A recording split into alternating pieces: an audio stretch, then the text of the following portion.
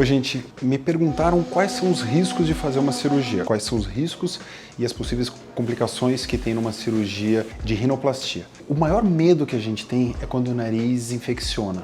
Então, assim, não é uma coisa comum, tá? A literatura fala que as infecções acontecem em média de 3%. Então, a cada 100 que a gente faz, 3 teriam infecção.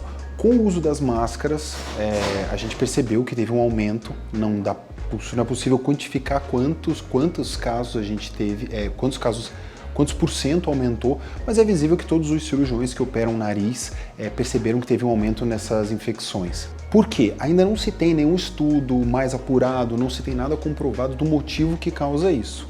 Então, quando começou a pandemia, que a gente percebeu esse aumento, a gente fez algumas mudanças, a gente pediu alguns exames para ver, por exemplo, que tipo de bactéria que coloniza o nariz do paciente, exames que a gente nunca pedia antes. A gente tomou alguns cuidados na hora da cirurgia, a gente passou um pouco mais tempo de antibiótico no pós-operatório, deixou uma pomada que também tem antibiótico e, graças a Deus, controlou. E agora a gente espera que a pandemia acabe e que a gente deixe de usar máscara com tanta frequência e com isso volte ao normal.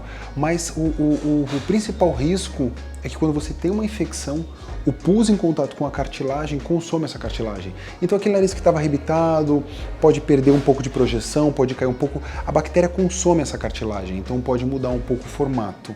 Um outro possível risco é o nariz sangrar, é uma coisa bem mais rara.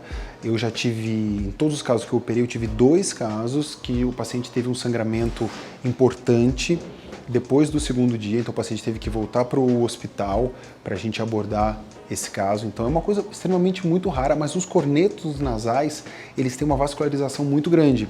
Então um pequeno sangramento é totalmente normal. Primeiro dia, no 2º dia, às vezes até no 3º dia. Mas um sangramento de grande volume, aquele sangue que fica escorrendo, que você põe uma gaze e continua escorrendo, aí esse daí não é comum e é uma complicação muito rara, graças a Deus. As outras complicações que podem acontecer é uma cirurgia. Deve ser tratada de forma muito séria.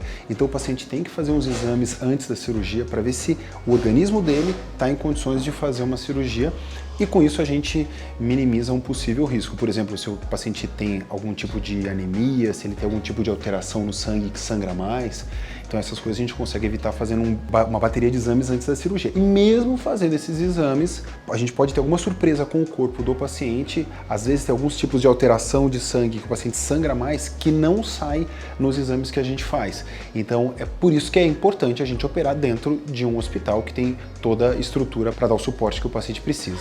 Gente, então se vocês tiverem mais dúvidas, escreve ali pra gente, se inscreve no nosso canal também. Acho muito importante que vocês façam isso para a gente conseguir entender quais são as dúvidas de vocês, o que vocês querem que a gente fale aqui.